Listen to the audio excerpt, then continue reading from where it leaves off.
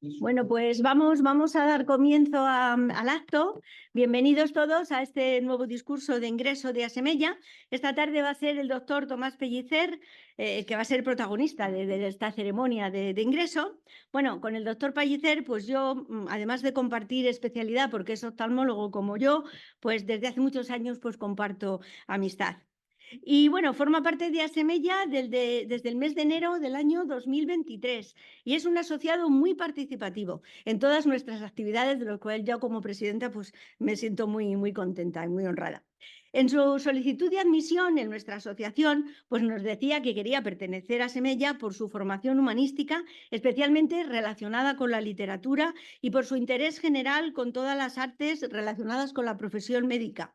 Bueno, su discurso de ingreso, ya sabéis que se titula Instituto Homeopático y Hospital de San José, Luces y Sombras. La presentación del conferenciante la va a hacer el doctor Hernán Silván y la contestación la llevará a cabo el doctor Roberto Pelta, que ambos son asociados numerarios de Asemella. Y el acto, un poco para que lo veáis, se va a desarrollar de esta manera. Primero, el doctor Silván realizará la presentación del conferenciante, después el doctor Pellicer nos va a leer su discurso y finalmente el doctor Pelta pues procederá a la contestación. Así que nada, pues vamos a comenzar. Así que cuando quieras, Hernán, pues tuya es la palabra.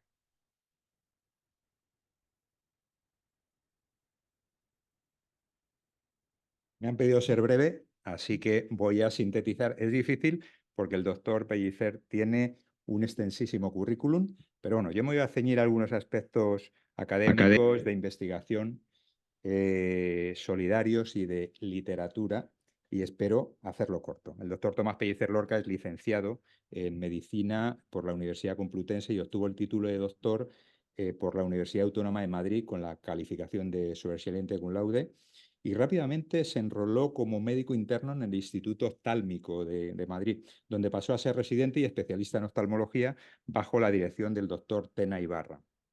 Después fue residente en el Servicio de Oftalmología el 1 de octubre, el actual 12 de octubre, bajo la dirección del doctor Aguilar, para ya en 1977 obtener la plaza de médico adjunto en el Servicio de Oftalmología del Ramón y Cajal, bajo la dirección del profesor Murube del Castillo.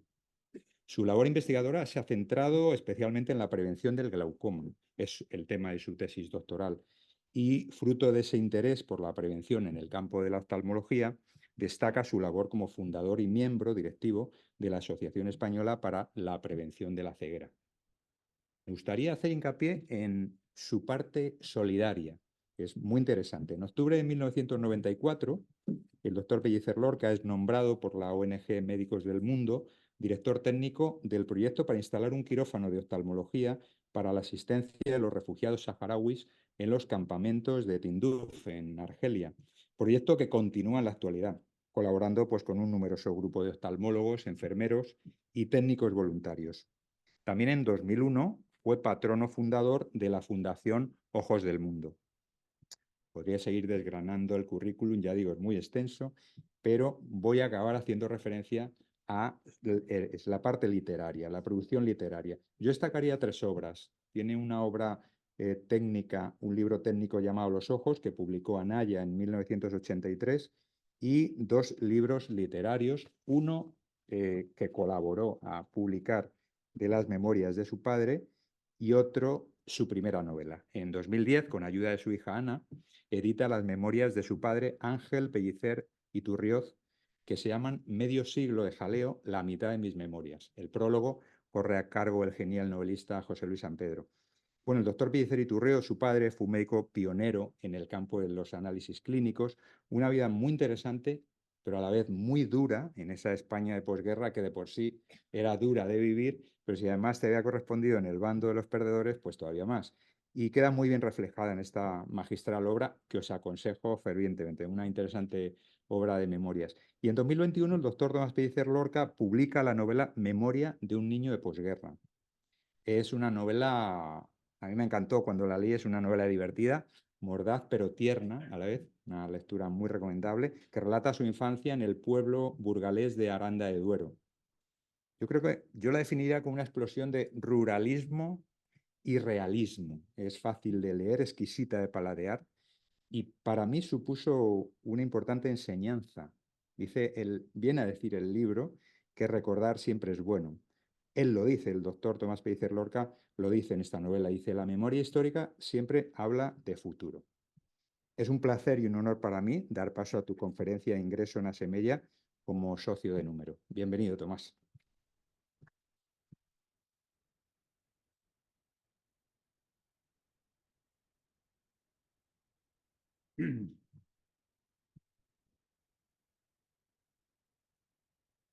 Bueno, buenas tardes. Gracias por venir. También a los que nos siguen por Zoom. En primer lugar, mi agradecimiento a los doctores Hernán Silván. Muchas gracias, Hernán. Has estado muy cariñoso. Y a Roberto Pelta, que luego me contestará, espero que sea tan cariñoso como Hernán, por acompañarme en este trance. Y a la Junta Directiva de Asemella y en especial a su presidenta Carmen, que lleva tiempo empeñada en incluirme en esta asociación, creo que sin muchos méritos por mi parte, pero bueno, espero no defraudaros. Aunque la homeopatía sufre una grave crisis, que todos conocéis, tengo motivos serios para elegir este tema para mi discurso de ingreso. No soy homeópata y por eso pido disculpas por mis posibles errores, que seguro que los que me escuchan y conocen bien el tema sabrán disculpar. Nadie podrá negar que el desarrollo del método homeopático por Hahnemann a finales del siglo XVIII supuso una auténtica revolución en la medicina de la época. A ver si este chisme funciona. Sí. Que por otra parte no atravesaba uno de sus mejores momentos, aunque su aparición supuso un enfrentamiento importante con las corrientes médicas tradicionales. El recibimiento de la doctrina en España por parte de la medicina ortodoxa o alopática no fue mucho mejor, aunque como veremos tuvo un gran apoyo. Las clases más populares e incluso la nobleza abrazaron con entusiasmo el nuevo método. Mi familia tuvo una participación notable en la implantación de la homeopatía en España, de la que me siento muy orgulloso y de la que no puedo dejar de hablar a pesar del riesgo de no ser objetivo. Como curiosidad, tampoco Asemella estuvo ajena a este movimiento y alguno de sus ilustres miembros estuvo muy vinculado al movimiento homeopático, como luego veremos. Todos estos elementos confluyen en una institución y en un edificio de Madrid, hoy víctima de la especulación urbanística, el Instituto Homeopático y Hospital de San José, cuya historia vamos a repasar. Cuando Hahnemann inicia sus estudios, la medicina se debate entre las ideas de inspiración aristotélica y las más modernas basadas en las teorías de Newton y Galileo, con no poca influencia de creencias religiosas muy arraigadas en nuestra sociedad. Todo con el apoyo de una polifarmacia muy agresiva, a base de purgas, sanguijuelas, cauterios y sangrías, poco eficaz y sin ninguna experimentación. El médico se apoya en doctrinas y teorías, pero sin un método riguroso que le permita aprovecharse de su práctica. No podemos negar que el método homeopático aportó novedades, muchas de las cuales siguen vigentes en nuestro panorama actual. El fundamento de su terapéutica, con el famoso principio de similia similibus curantur, la experimentación y el empleo de dosis infinitesimales, fueron, entre otras, aportaciones revolucionarias a la medicina de la época. Cuando los médicos actuales decimos convencidos que no hay enfermedades sino enfermos, estamos bebiendo de las fuentes de la homeopatía. Como todo planteamiento revolucionario, el rechazo en el ámbito de la medicina tradicional fue masivo, más por una defensa a ultranza de la ortodoxia alopática que por un análisis clínico y razonado de las nuevas herramientas presentadas por Hahnemann. Los escritos de nuestros primeros homeópatas son un sincero alegato a favor de la medicina al alcance de todos, de la libre elección de médico y de sistema y de la crítica razonada de la medicina imperante. A pesar de todo, el éxito entre la población fue inmediato y los nuevos métodos homeopáticos pronto encontraron adeptos en todo el mundo. El germen de nuestra historia nace con don José Núñez Pernilla, de familia noble astorgana, aunque nacido en Benavente, que fue sacerdote, arcediano de San Esteban de Ribas de Sil, canónigo y secretario del obispo de Astorga. Supuestamente partidario de don Carlos durante la Primera Guerra Carlista, se exilia a Burdeos, donde abandona el sacerdocio al tiempo que conoce y se aproxima al estudio de la homeopatía. Ya antes de acabar los estudios, practica la homeopatía entre los numerosos exiliados españoles de la ciudad y es denunciado por práctica ilegal. Animado por sus pacientes y paisanos, regresa a Madrid, donde en 1844 consigue la convalidación de sus estudios en Burdeos y el título de bachiller en medicina en la Universidad madrileña, al parecer de forma discutible, lo que motivó numerosas protestas en los ambientes médicos. Protestas que se hacen más virulentas aún cuando consigue en la Universidad de Barcelona el título de doctor en medicina. A pesar de su conflictivo currículum, debía ser un hombre bien relacionado y solvente, porque en 1845, junto con otros ilustres homeópatas de Madrid, como Anastasio García López y Joaquín Isern, consigue la autorización del gobierno para fundar la Sociedad Hahnemanniana Matritense. Poco después se crea como órgano de expresión el Boletín de la Sociedad, que luego pasó a llamarse Anales de Medicina Homeopática y en 1860 Criterio Médico. Desde estas publicaciones se divulgaron los principios del nuevo método, se defendió su oportunidad y su eficacia y también el derecho de los ciudadanos y sobre todo de los más pobres a elegir y poder acceder a las nuevas terapias y la obligación de las autoridades a defender esta libertad de elección.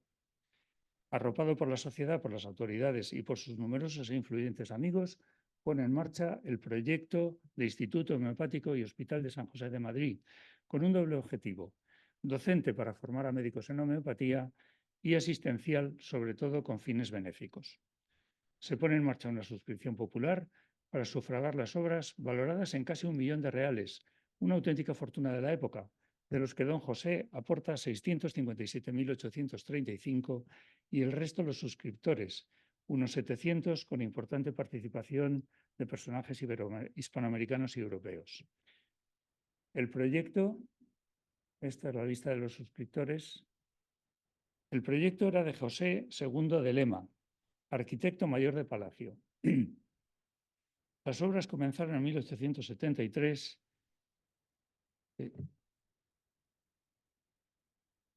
Las obras comenzaron en 1873 y el edificio fue inaugurado el 2 de febrero de 1878, en el Paseo de La Habana 3, hoy calle Eloy Gonzalo.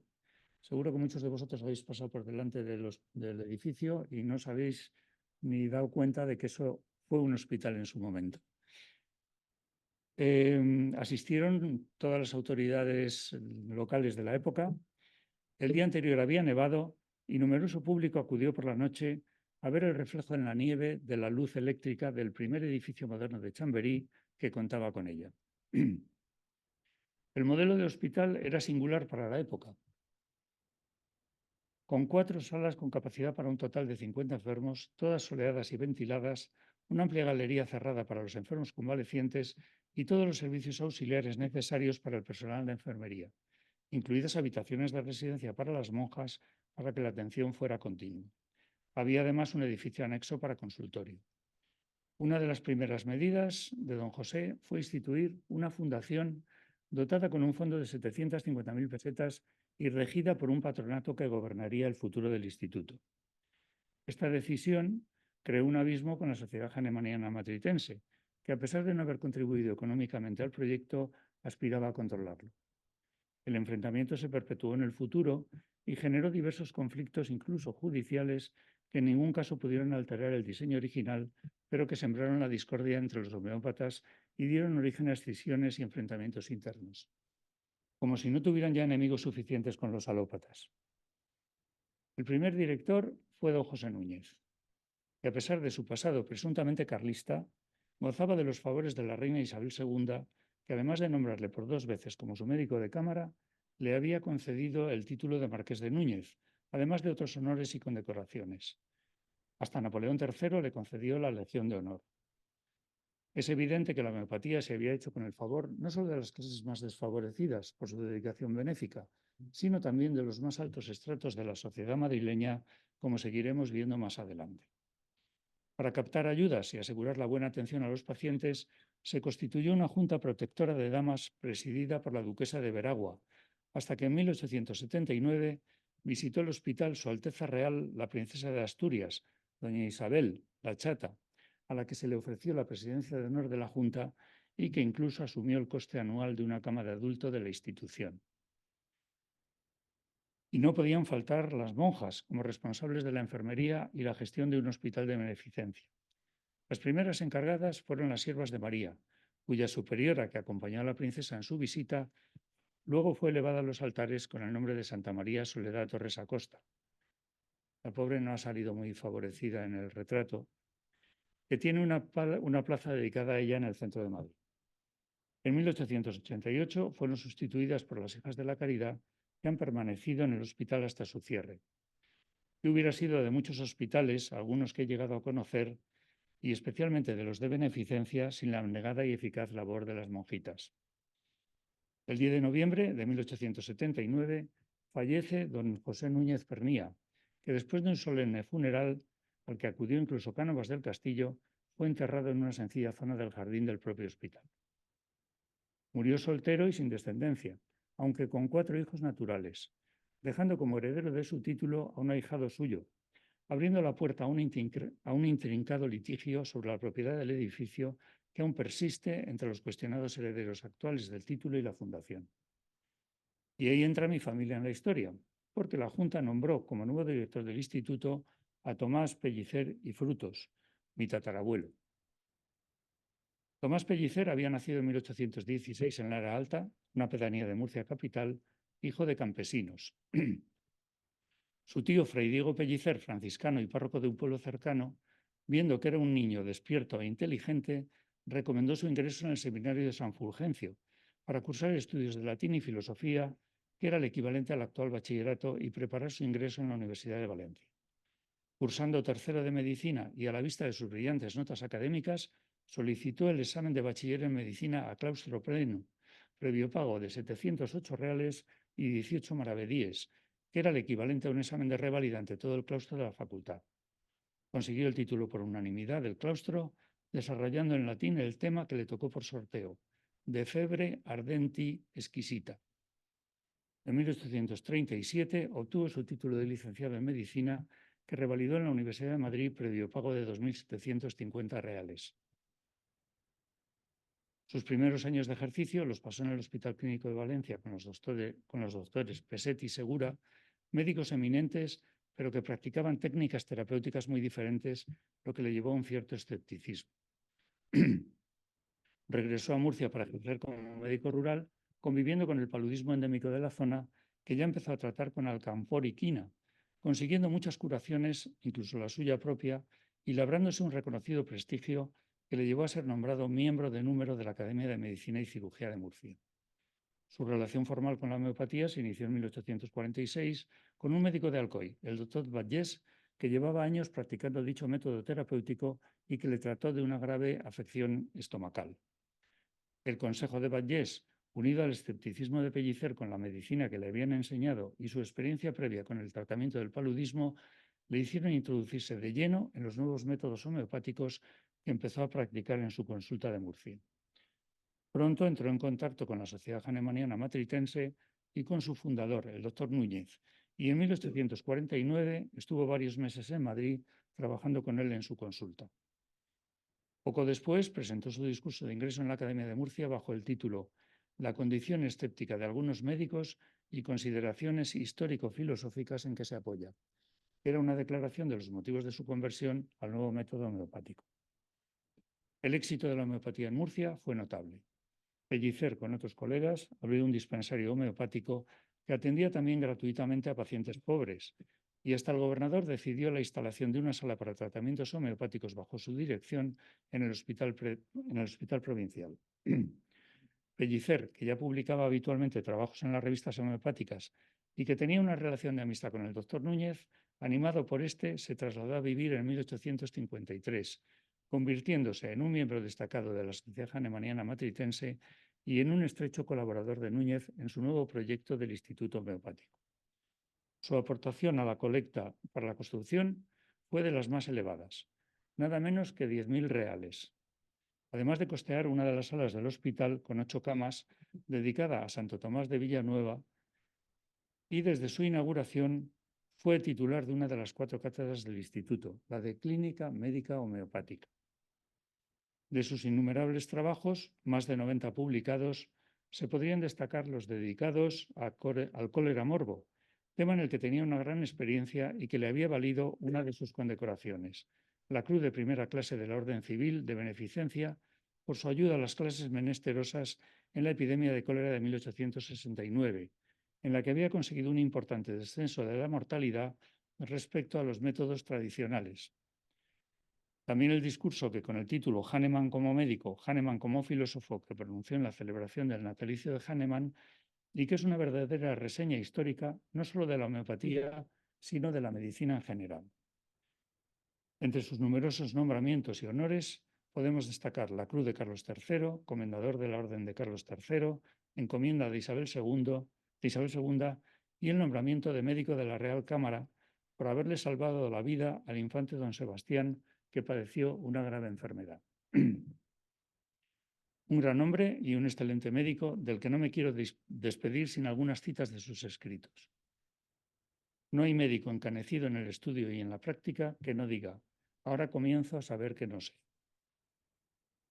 Hay un adagio árabe que explica perfectamente lo que es la presunción y la modestia.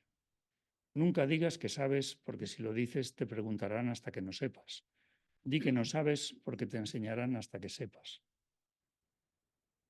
El médico debe ser cariñoso y emplear palabras dulces, consoladoras, que expresen benevolencia y caridad. Lo que necesita es ser un buen práctico, estar curado de las ilusiones que se forjan en las aulas y que poco a poco desaparecen en la cabecera del enfermo. Tener tranquilo el espíritu, ser frío y atento observador, amable, cariñoso, sin hábitos ni propensiones materialistas, benévolo, caritativo y amigo, en fin, de la naturaleza. Lástima que alguno de estos principios no se incluya en nuestro programa MIR. En 1887, ya con 70 años, decidió abandonar el cargo y regresar a su Murcia natal, donde hasta su muerte en 1902 volvió a ocupar su puesto en la Academia de Medicina y Cirugía. Con motivo de su jubilación, la Junta eligió como director del hospital a su hijo, Joaquín Pellicer Albaladejo, mi bisabuelo. Joaquín había nacido en Murcia en 1847. Era licenciado en Medicina por la Universidad Central en 1871 y doctorado en 1872. Llevaba ya años trabajando con su padre, al parecer con reconocida solvencia, cuando tomó posesión de su nuevo cargo y también obtuvo el nombramiento de médico de cámara de Su Alteza Real, don Sebastián, aparte de su integración en la sociedad hahnemanniana. Su dedicación a la institución fue tal que incluso falleció ya mayor en el hospital. Pero no acaba aquí mi vinculación familiar con la homeopatía, porque otro de mis bisabuelos, suegro de Joaquín, don Ángel Álvarez de Araujo y Cuéllar, que era ingeniero militar y llegó a ser capitán general de Cataluña, además de escribir varios libros de álgebra y trigonometría y ser caballero y secretario de la Orden de Santiago, se convirtió en un acérrimo defensor de la homeopatía. Dio conferencias, escribió artículos, tradujo numerosas obras de homeópatas destacados e incluso en 1862 publicó un anuario que era una puesta al día de los aspectos más destacados de la homeopatía del momento y que, aunque no tuvo continuidad, se convirtió en un referente bibliográfico. Los primeros años de funcionamiento y hasta la Guerra Civil, la actividad del hospital fue incesante, con una media de 500 ingresos anuales y más de 15.000 pacientes vistos al año en las consultas del dispensario. Llama la atención que las estadísticas ofrecían una baja tasa de mortalidad en los pacientes que estaba entre el 5 y el 7%, mientras en otros establecimientos similares no homeopáticos las cifras alcanzaban un 15 y hasta un 20%. También que con patologías similares se reducían los días de estancia en el Hospital de San José, lo que aportaba una rentabilidad económica importante. La actividad docente tampoco cesó y se recibían alumnos de toda España y de diferentes países hispanoamericanos. Se celebraron conferencias con participación de prestigiosos médicos homeópatas o no, y también congresos nacionales. Prueba del éxito de la homeopatía fue que a lo largo del siglo XIX se publicaron 33 revistas de homeopatía en España, de ellas 19 en Madrid y 6 en Barcelona, para la difusión y la defensa del método. Algunas surgieron como vehículo de los grupos disidentes que iban surgiendo dentro del propio movimiento homeopático, que no se libró de enfrentamientos a veces más personales que científicos. Muchas tuvieron una vida efímera, pero por ejemplo el Criterio Médico, que publicaban la Sociedad Hahnemanniana Matritense y el Instituto Homeopático, se mantuvo desde 1860 hasta 1890, lo que entonces era un auténtico récord. La homeopatía triunfaba en toda Europa y en América, y las diferentes sociedades hahnemannianas celebraban congresos internacionales con importante participación de homeópatas españoles, que a su vez celebraban congresos y reuniones a lo largo de toda la geografía nacional. Al celebrado en Madrid en 1933, fue invitado el doctor Gregorio Marañón, que pronunció una conferencia titulada La homeopatía y la medicina moderna, cuya lectura recomiendo y que era un llamamiento a la concordia entre la medicina oficial y la heterodoxia homeopática, y un claro acercamiento a muchas de sus teorías. En concreto, atribuye a la teoría homeopática los modernos avances en 4 ramas de la investigación y de la terapéutica: la vacunoterapia, la medicación alérgica, la hormonoterapia y las medicaciones vitamínicas. En su discurso, justifica los fundamentos homeopáticos de cada una de ellas, aunque reservándose para la alopatía el éxito y el desarrollo de las mismas, y reprochando a los homeópatas su ortodoxia y su inmovilidad a la hora de acercarse a nuevas técnicas. Ya avisaba mi tatarabuelo Tomás Pellicer contra este inmovilismo. Y a propósito de este escepticismo a que tuve siempre justificada inclinación y de mis prevenciones contra los que presumen de poseer la verdad en medicina, ¿quién ha dicho que esta que hemos hecho objeto de nuestra profesión y a la que damos sincero y religioso culto, porque la creemos con mejores condiciones para curar que cuantas hemos conocido en nuestra dilatada carrera, no sufrirá, andando el tiempo, modificaciones y reformas que afecten, si no a sus principios fundamentales, a sus aplicaciones prácticas? Pero si en efecto se anunciaran esas reformas, que indudablemente hay que presentir, y fueran de tal naturaleza que, procediendo de médicos prácticos identificados con nuestros principios y ajenos a toda mira especulativa, vinieran además confirmadas por repetidas experiencias clínicas, verdadero crisol donde puede depurarse la verdad posible en medicina, confieso que no sería yo de los últimos en aceptarlas.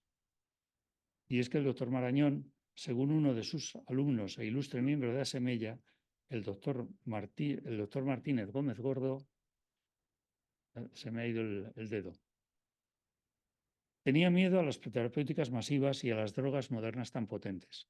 Marañón, en verdad, era un homeópata, y conste que lo digo con mayúscula, con mucha reverencia. Qué pena que el doctor Marañón no hubiera conocido a Tomás Pellicer Frutos, porque podría haberse producido un encuentro histórico. Por cierto, que en esos años el director del Instituto Homeopático y Hospital de San José, el doctor Núñez Grimaldos, marqués de los Salados y sobrino del fundador del instituto, era el presidente de AEM, Asociación de Escritores Médicos, antecedente inmediato de Asemella. Incluso es posible que las reuniones de AEM se celebraran en su residencia, un palacete anexo al hospital construido por su hermano Joaquín, senador y obispo de Coria. El arquitecto fue Emilio Rodríguez Ayuso, que lo utilizó después de modelo para las escuelas Aguirre, también de estilo neomudéjar. El edificio había sido comprado por la Fundación en 1890. Allí, en una junta extraordinaria, el 29 de abril de 1936, se trata el desposeimiento del cargo de director del Instituto Homeopático y Hospital de San José al presidente de la asociación, doctor Núñez Grimaldos, seguramente destituido por motivos políticos por el subsecretario de Sanidad que dependía del ministro de la Gobernación. Antes de su cese, el doctor Joaquín Núñez Grimaldos había conseguido fondos para ampliar y mejorar las instalaciones del consultorio exterior y para instalar calefacción en el edificio principal. Por cierto, que Núñez Grimaldos sobrevivió a la guerra y a su destitución y siguió de presidente de AEM hasta 1942. Pero la guerra no fue tan benévola con el instituto, que fue cerrado en noviembre de 1936, prácticamente desmantelado y convertido en comedor de caridad y hospital de sangre. Finalizado el conflicto, se convirtió en cuartel de tropas moras y de una bandera de la Falange. Cuando en mayo de 1939 pudo recuperarse, el equipamiento había desaparecido o se encontraba disperso por otros hospitales. Lentamente se fue recuperando la actividad bajo la dirección del Marqués de la Regalía, en su condición de delegado del Gobierno, y resurgieron tanto la actividad de la farmacia homeopática como el consultorio de la Fundación. Pero la actividad hospitalaria no se pudo recuperar, tanto por falta de medios como por haber quedado obsoleto el edificio para esta finalidad, por lo que fue reconvertido en residencia de personas mayores. Aunque en la posguerra la homeopatía no llegó a prohibirse, como se ha llegado a decir, es cierto que sufrió un grave quebranto. Muchos ilustres homeópatas habían fallecido, otros se habían exilado y la medicina alopática había mejorado y modernizado sus técnicas y sus instalaciones hospitalarias. No hay que olvidar la progresiva implantación de la Seguridad Social, entonces seguro obligatorio de enfermedad. Todo ello contribuyó a que la homeopatía fuera quedando relegada a pesar del esfuerzo de los homeópatas por seguir conservando su función asistencial. La falta de medios para su mantenimiento fue deteriorando progresivamente las instalaciones del edificio del hospital. La exigencia de obras por parte del Ayuntamiento de Madrid, que la Fundación no podía atender, llevaron al Ayuntamiento a la ejecución de una acción sustitutoria que obligó al cierre en 1980 de la mayor parte del edificio. Los ancianos fueron trasladados a una residencia de las Hijas de la Caridad, mientras se acondicionaba para ellos el palacete de Eloy Gonzalo, y hasta que se pudo recuperar la actividad asistencial en 1983. Fueron años difíciles para el hospital que inspiraron a Ramón Gómez de la Serna. En su obra Libro de Madrid escribe: «Yo, cuando paso por ese hospital, siento una especial simpatía por la idealidad que lo inspira. Veo su edificación sencilla, como de ermita de enfermos, más que de hospital de ellos. Destacarse en el fondo del jardín como una cosa que está llena de la invocación del pasado y de un gran fervor romántico». Pero mientras tanto, la Fundación y su patronato seguían peleando por su supervivencia, y en 1997 se consiguió la declaración por parte del Ministerio de Cultura de BIC, Bien de Interés Cultural, con la categoría de monumento, lo que ha garantizado su conservación. En 1998, la Comunidad de Madrid, presidida por doña Esperanza Aguirre y siendo director del Patrimonio Histórico don José Luis Martínez Almeida, inició un plan director de rehabilitación por importe de 3 millones de euros que salvó definitivamente el edificio de la ruina. Además de la pelea burocrática, el edificio mantenía abierto el dispensario, con consultas abiertas, así como la botica, el museo y la biblioteca, como espacios históricos visitables. También la homeopatía había recuperado su lugar, se celebraban congresos, cursos y conferencias, incluso con la colaboración de los colegios de médicos y las academias de medicina. Pero lo que se había salvado de la ruina no se pudo librar de la especulación. Los herederos del Marqués de Núñez iniciaron un pleito contra la Fundación reclamando la propiedad del edificio y lo ganaron, consiguiendo incluso que la justicia obligara a la Fundación a disolverse. Todo ello a pesar de las pruebas evidentes aportadas por la Fundación de que los herederos litigantes no podían considerarse legítimos según las leyes de la época en que se otorgó el título y que incluso habría pruebas documentales falsificadas sobre su identidad. El hecho cierto, salvo novedades que pueda aportar nuestro perezoso sistema judicial, es que el edificio y el palacete contiguo han sido comprados por una empresa española que ha arrendado ambos edificios a una firma educativa americana, que ha abierto un colegio de élite en sus instalaciones. Nos queda el consuelo de que esta empresa educativa se ha comprometido a conservar no solo las instalaciones, sino el espíritu que impregna el edificio, manteniendo intactas la biblioteca y la botica, por cierto, únicas en Europa, así como el museo. Un triste ejemplo más de cómo opera la justicia española y de cómo malvendemos nuestra historia y nuestro patrimonio y de que son otros los que lo ponen en valor. No quiero terminar sin mi sincero agradecimiento al secretario de la Fundación Instituto Homeopático y Hospital de San José, don Félix Antón Cortés, por haberme facilitado buena parte del material de esta charla, pero sobre todo por su abnegada labor de muchos años en defensa de una historia y de un patrimonio por el que, aun siendo de todos, siento un especial apego. Y muchas gracias a todos por vuestra presencia y vuestra paciencia.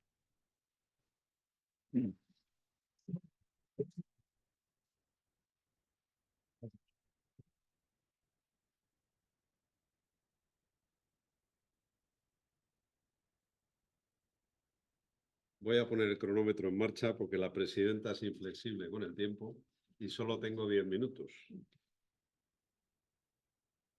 Vamos a ver. Aquí está el cronómetro.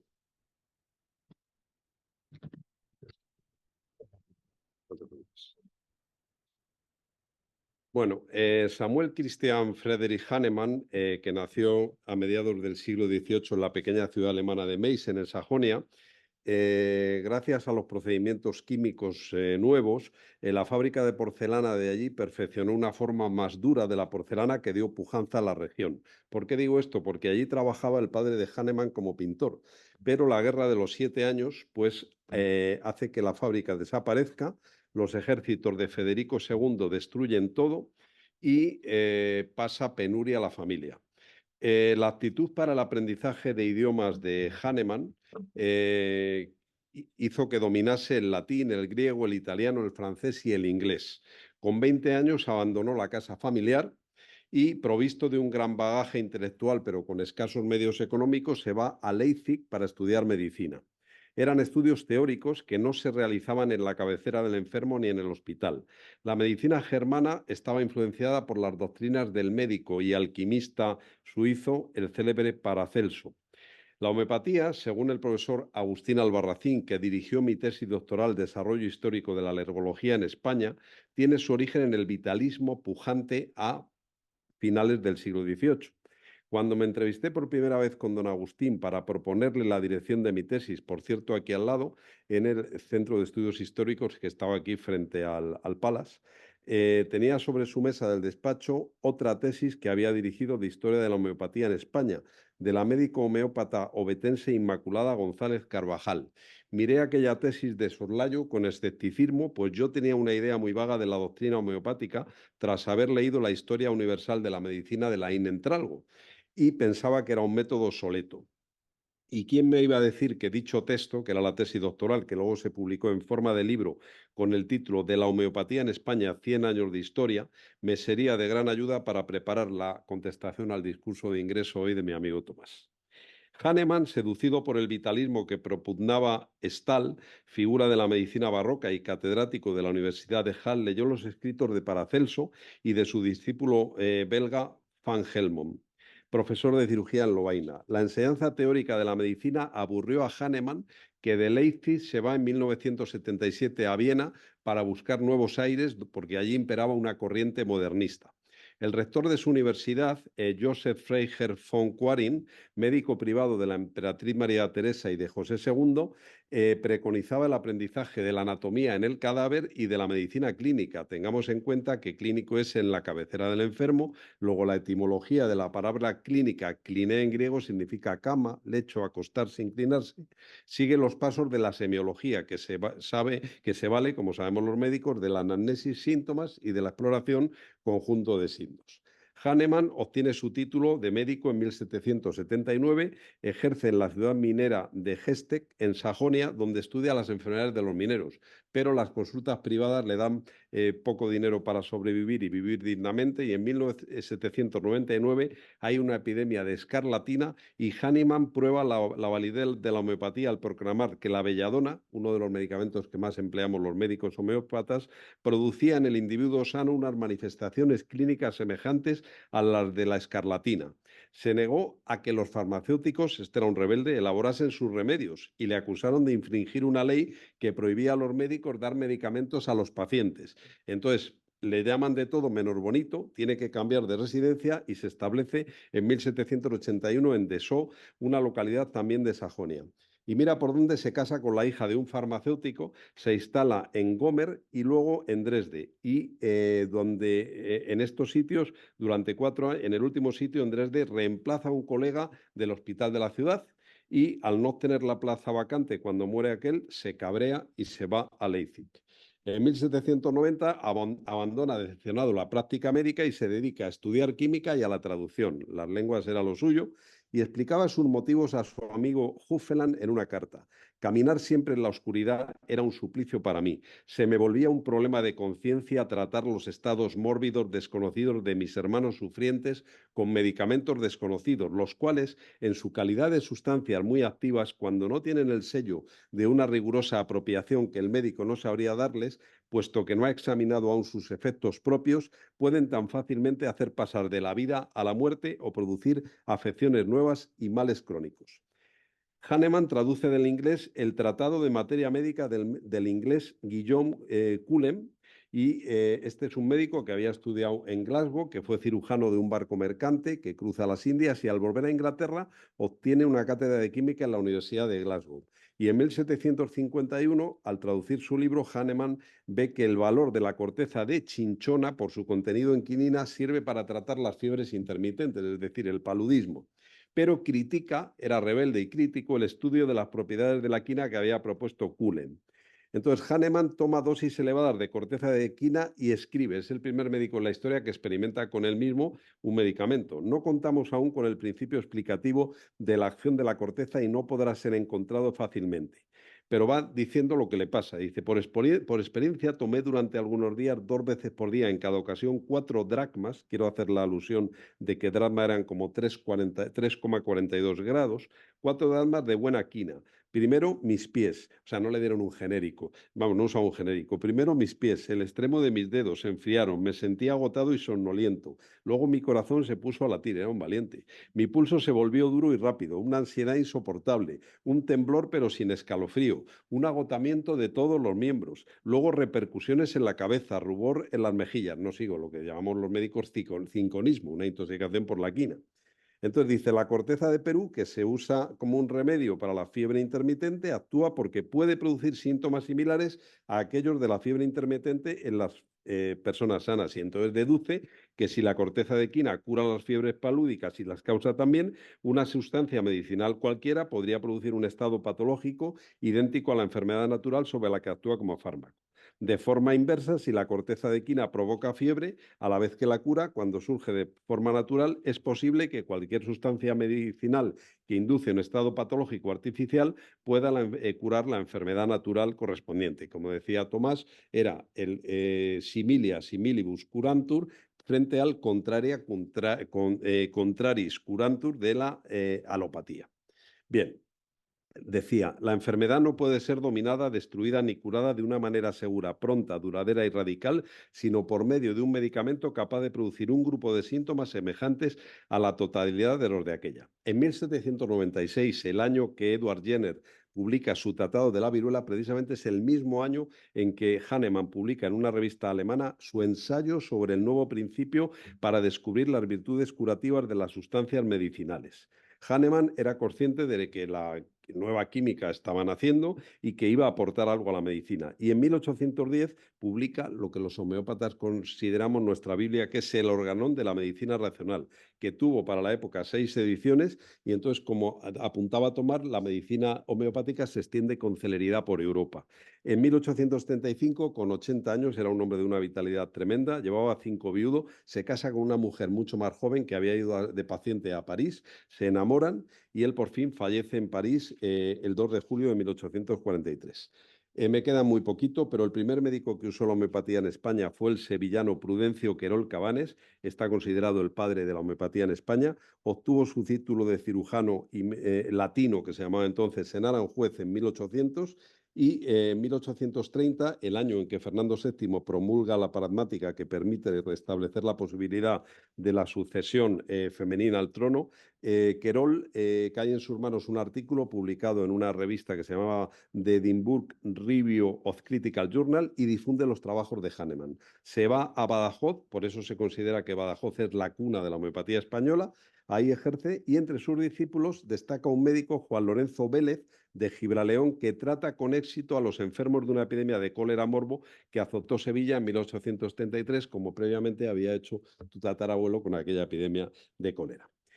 Bien, curiosamente, el doctor Núñez, lo hemos dicho, fue presidente de la Sociedad Hahnemanniana Matritense, pero en esa época también había muchas figuras que apoyaban la homeopatía. El doctor Joaquín de Iseri Molleras, como catedrático de Fisiología de la Facultad de Medicina de Madrid. Hoy sería impensable que un catedrático de Fisiología en una universidad apoyara la homeopatía. El doctor Anastasio García López, que impartía homeopatía en la Universidad de Salamanca. Tenemos aquí a un salmantino, un periodista salmantino. El doctor Tomás Pellicer y Frutos, que sucede al doctor Núñez, como ya ha dicho Tomás, e inclusive años después, al poco de ser fundado en 1849 el Royal London Homeopathic Hospital, por la pericia de sus galenos, hacen frente a una epidemia de cólera que hay en Londres con mejores éxitos que los de otros hospitales. Y estoy acabando ya. También relatan los biógrafos del doctor Tomás Pellicer los pormenores de su asistencia a su Alteza Real, que tú nombrabas, el infante don Sebastián María Gabriel de Borbón, que era sobrino de Carlos IV y tío de Isabel II. Dice, por indisposición del doctor Núñez se encargó el señor Pellicer en octubre de 1866 de la asistencia médica de su Alteza Real y el resultado fue el completo restablecimiento del augusto enfermo. Como Carmen es pintora y es nuestra presidenta, quería decir que este noble, este infante, era pintor. Y de hecho, pues estuvo en Roma, entre sus maestros estuvo José Madrazo, y durante los 20 años que vivió en Roma pintó la mayor parte de sus obras. Otro hecho, y ya estoy acabando, que el doctor Pellicer llega a la corte en 1868 durante la famosa gloriosa Revolución de Septiembre, cuando se intenta la reinstauración de la democracia en la figura monárquica de Amadeo de Saboya y luego la Primera República. Y ya por último, ha hecho alusión el doctor Pellicer Lorca en su discurso a la participación de Gregorio Marañón en el Congreso de la Liga Médica Homeopática Internacional celebrado en Madrid en 1933. El próximo Congreso de la Liga este año, que no es habitual porque puede caer en cualquier país, va a ser en Sevilla. Espero asistir. Y ya solamente destaco dos frases de Marañón y acabo. Un gran número de pacientes acuden a la homeopatía intoxicados por los tratamientos de la medicina clásica. La evolución de la medicina a través de la vacunoterapia, la medicación alérgica, como tú decías, y la hormonoterapia siguen caminos que justifican la homeopatía. Querido Tomás, muchas gracias pero Pellicer Lorca, no los otros Pellicer, muchas gracias por reivindicar la homeopatía tan injustamente denostada por los que desconocen sus beneficios. Muchas gracias.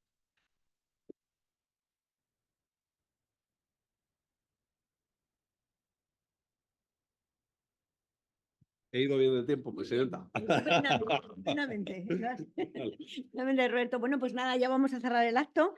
Quiero dar las gracias pues, al doctor Hernán Silván por su cercana presentación, al doctor Roberto Pelta por su certera y exhaustiva respuesta y además en tiempo, con lo cual fenomenal. Y bueno, sobre todo quiero dar la enhorabuena al doctor Pellicer por su extraordinario discurso y por descubrirnos la evolución de la medicina homeopática en el Madrid del siglo XIX y también la historia del Hospital de San José. Bueno, ese edificio que realmente se destaca detrás de un jardín en nuestro moderno y ruidoso Madrid, en nuestro Chamberí, y como decía muy bien, que lo ha dicho Tomás, Ramón Gómez de la Serna, que es toda una invocación al pasado romántico de nuestra ciudad de Madrid, que es realmente tan maravilloso. Bueno, y ahora pues quiero daros las gracias a todos. Yo creo que un poco gracias a Tomás, todos los que hemos estado esta tarde en la sala, como hemos llegado a conocer la historia y las vicisitudes de este hospital, de este edificio tan romántico y tan bonito que está metido en medio de este Madrid caótico, pues estoy segura que cuando pasemos por delante de él, pues lo vamos a poder mirar de otra manera. Así que muchas gracias, Tomás. Y bueno, pues darte la enhorabuena de nuevo. Bienvenido a Semella ya como miembro de número y desde luego estoy segura que, bueno, que a partir de ahora pues vamos a contar con un asociado muy ilustre por tus orígenes, como hemos visto, y del que esperamos pues que tener muchísimas colaboraciones como has hecho hasta ahora. Y nada más, ahora vamos a darte el diploma que te señala ya como asociado numerario y deciros a todos que estáis invitados a tomar una copa en el Hotel Hilton que está aquí al lado para celebrar el discurso de Tomás. Muchas gracias por venir.